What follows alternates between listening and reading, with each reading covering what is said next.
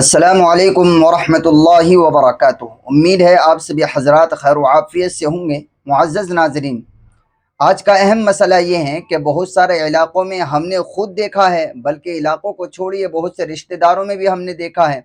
اور خوب دیکھا ہے۔ ایسا نہیں ہے کہ اکا دکا جگہ، بلکہ خوب دیکھا ہے، موجودہ وقت میں بھی دیکھ رہے ہیں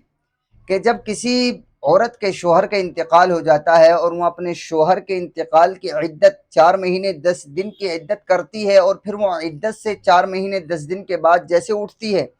تو اب ایک ہوا چلتی ہے اور یہ شور ہوتا ہے رشتہ داریوں میں کہ فلاں عورت کی جو عدت مکمل ہو رہی ہے، لہٰذا اس کو بھی کپڑے جائیں، اس کے گھر میں فلاں کو کپڑے جائیں، فلاں کو کپڑے جائیں، اتنا میٹھا جائے۔ یہ ایک رسم ہے جو ہمارے درمیان میں چلتی ہے۔ تو دیکھیے، یہ ہمیں اچھی طرح یاد رکھنا چاہیے کہ عدت کی تکمیل پر، عدت کے مکمل ہونے پر جو ہم نے یہ رسم بنا رکھی ہے کہ کپڑے جائیں گے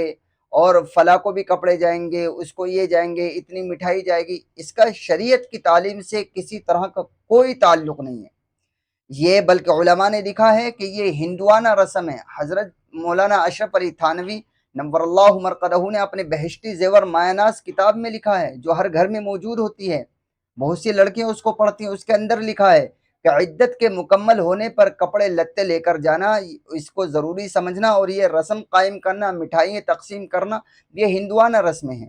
یہ دوسروں کے کلچر، دوسروں کے مذہب، دوسروں کے معاشرے سے نکل کر جو ہے ہم نے اپنے درمیان میں اپنے اندر بسا لی ہیں، لہٰذا اس سے ہمیں بچنا چاہیے، اپنے آپ کو بھی بچانا چاہیے اور دوسروں کو بھی بچانا چاہیے۔ ایسی ہی ایک بات جو ہے عدت کی تکمیل پر یہ ضروری سمجھی جاتی ہے کہ جیسے عدت مکمل ہو گئی، اب عدت مکمل ہونے کے بعد وہ عورت جو ہے جس نے عدت گزاری ہے، اب وہ اپنے بھائی کے گھر جائے گی یا کسی اور رشتہ داری میں، یعنی اس کو اپنے گھر سے جہاں اس نے عدت گزاری ہے وہاں سے دوسرے گھر میں لے جانا یہ ضروری سمجھا جاتا ہے، اور باقاعدہ ہم نے اس موقع پر دیگیں اترتی ہوئی دیکھی ہیں۔